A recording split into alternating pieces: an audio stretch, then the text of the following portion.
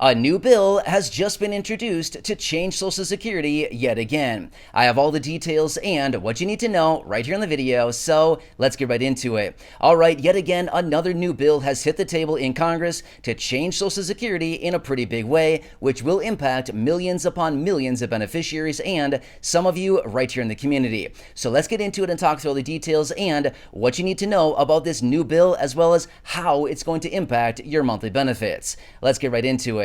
However, really fast before we do, thank you so much for joining me. If you're new here or if you haven't done so yet, please make sure to subscribe by hitting the button right down below the video, as I am your one and only daily advocate. I'm here for you in any way that I possibly can be, watching all this new information as it's hitting the wire each and every day, taking all that information, doing all the necessary research, and breaking it all down into these short videos so you can stay updated with what is actually going on right now, as things are changing incredibly fast, especially with all these new announcements coming out of the administration, the president, lawmakers, Congress, and all these new bills and packages, proposals and amendments, reform to very important fixed income benefits, as well as anything in regards to money, checks, raises to benefits, programs, stimulus, or anything else along these lines. Of course, I'm watching all of it very closely and bringing it to you in these short videos each and every day. So again, thank you so much for joining me. Please make sure to subscribe down below if you haven't done so yet, so you don't miss any videos going forward. And please remember, I am here for you in any way that I possibly can be. That's my dedication and my commitment to you and this community. I'm on your team. I'm right here by your side. So please remember that, and I will continue to keep that commitment going forward, as that's my dedication and my promise to you and the community. All right, thanks again. Let's get into it and talk about this new bill that just hit the table to change Social Security. Yeah, another new bill that we get to add to the massive pile of all the bills out there already. So, I mean, seriously, this stack is getting pretty tall these days of all these new bills and proposals hitting the table in Congress to change Social Security. It seems like all of these people in Congress have their own little twist on what they want to do to Social Security. And again, they keep introducing it. But at the end of the day, honestly, it's pretty nice, because realistically, if we had no activity on Social Security, it would not be a good thing. We're getting a lot of activity on Social Security in Congress. So it's good, even though a lot of this has not actually happened yet. And a lot of these bills are not really doing anything. The fact of the matter is, it's going to take a lot of swings, just like baseball. You swing, you swing, you swing, and then all of a sudden, crack, you get a home run. Whoa, you know what I mean? So that's what we got to wait for, right? We got to wait for that crack. Anyway, I don't know anything about baseball, but I'm pretty sure I've heard a bat hitting a baseball and makes a nice crack, right? I like it. Anyway, let's talk about the bill here and stop talking about baseball. We can talk about that in a different video. But yeah, anyway. All right, so the new bill that was just introduced came out of Representative Angie Craig, and it is titled You Earned It, You Keep It Act, which, by the way, I love the name of the bill, because realistically, if you're receiving Social Security benefits, you've already earned those benefits, right? You've paid in through years and years and years of service. You probably spent decades of your life earning those benefits, right? You worked for all those years, you paid in thousands, probably tens of thousands of dollars in Social Security taxes, and now you earned it, and by all means, you should keep it. So I love the name of this bill, You Earned It, You Keep It Act by Angie Craig. All right, so here's what it comes down to. Basically, what she wants to do with this is eliminate all federal taxes on Social Security benefits. Did you know that millions of Social Security beneficiaries pay federal taxes on their benefit? Yeah, it's true. And guess what? Right now in 2022, as I record this video, we're looking at a massive, massive raise as a result of the COLA in 2023 for millions of Social Security beneficiaries. Guess what is one of the unintended consequences of a massive cost of living adjustment?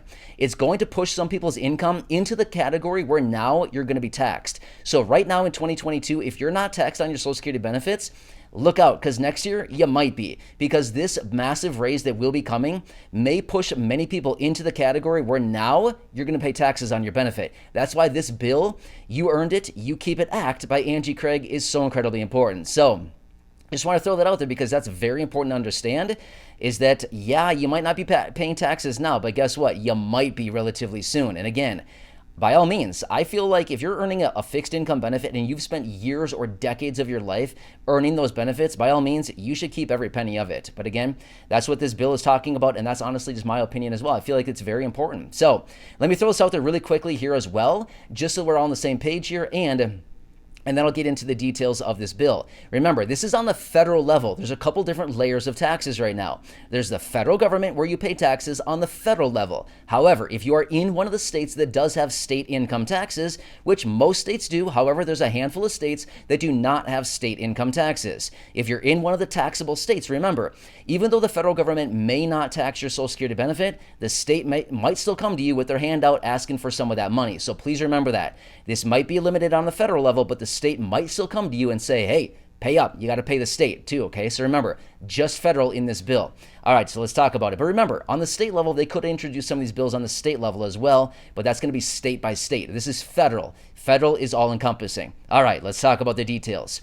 So this bill, pretty cool stuff. What they want to do is eliminate the federal tax on Social Security benefits.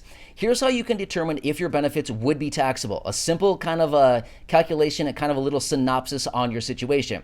However, I want to say this much. This is not accounting advice. This is not tax advice. This is not financial advice in any way, shape, or form. I don't know your situation. Everybody's situation is very different. But here are some general parameters that you can take into consideration if you want to determine if your benefits will be taxable. Here's what it comes down to. Take your AGI, adjusted gross income, plus any taxable interest, plus 1/2 of your Social Security benefit. If that number all summed together equals $25,000 or more as an individual or head of household, you're going to be looking at some taxes. If you are a married couple and all of those numbers, AGI plus taxable interest plus 1/2 of your Social Security benefit equals $32,000 or more, you're going to be looking at some taxes. If you're below those thresholds, $25,000 as an individual or below $32,000 as a married couple, you might be fine. But again, I don't know your situation, so please talk to your accountant, your CPA, to examine your situation a little bit further. So anyway, I want to throw that out there just for you to understand here. All right, so here's what it comes down to. They want to eliminate the federal taxes on Social Security benefits because millions of beneficiaries are currently paying taxes on their Social Security benefit. And realistically, just like the bill states, you earned it, you keep it, act. I love it, yes. So by all means, basically what Angie Craig is saying is that you spent your whole life earning those benefits, you paid in, now you're living on a fixed income benefit. The last thing that they should be doing is taxing your benefit. Well, they actually changed that as well. This is another change that they want to, or that she is implementing in this bill as well. So now that so many millions of beneficiaries would not be paying taxes on their benefit, what are they going to do about the tax revenue, right? They're not just going to let that tax revenue go away and say, oh, we're fine, we'll be fine with all that tax revenue.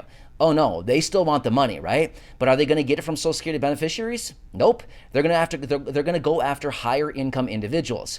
Here's what they want to do. So in 2022, right now, the maximum Social Security earnings to be taxed by Social Security is $147,000. In other words, let's just say that you earn $150,000, okay? The first $147,000 of that income that you earn is taxable by Social Security. The extra $3,000 from $147 to $150, that $3,000 is no longer taxable by Social Security, okay? So that's what it comes down to. That's the cap as of right now. However, that limit does raise a little bit every single year. However, in this new bill, Angie Craig is proposing that they raise that cap up to $250,000. So for those higher income individuals earning, say, $147,000 or $150,000 or $200,000 or $225,000 or even $249,000, $250,000 even, would pay taxes on Social Security on all of that income. Because right now, anybody that earns any income over $147,000 is no longer taxable by Social Security.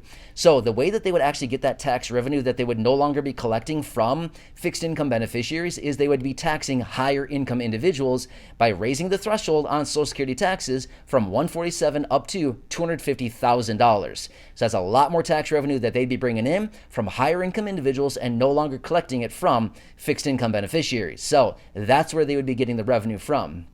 Remember, when it comes down to any of these bills like this where they want to change things as far as, reducing benefits and or making sure that your benefits are no longer taxed, they're never just going to let that tax revenue go away. There's no way. They're going to find the tax revenue in a different way. Well, that's what they're doing right here, is they're passing all that taxes on that they would be collecting from, say, seniors and people with disabilities and fixed income beneficiaries. Rather than collecting that tax from the fixed income and the lower income, probably retirees and people with disabilities, they're going to pass it on to high income people. That's where they're getting it from, right? So anyway, it's a nice proposal. Honestly, I kind of like it. With all the different proposals that are out there right now, I'd say this is probably one of the better ones. There's a lot of them out there right now that are looking, They're okay. They're not great, but there's a lot of proposals out there to change Social Security, and honestly, this is a pretty good one.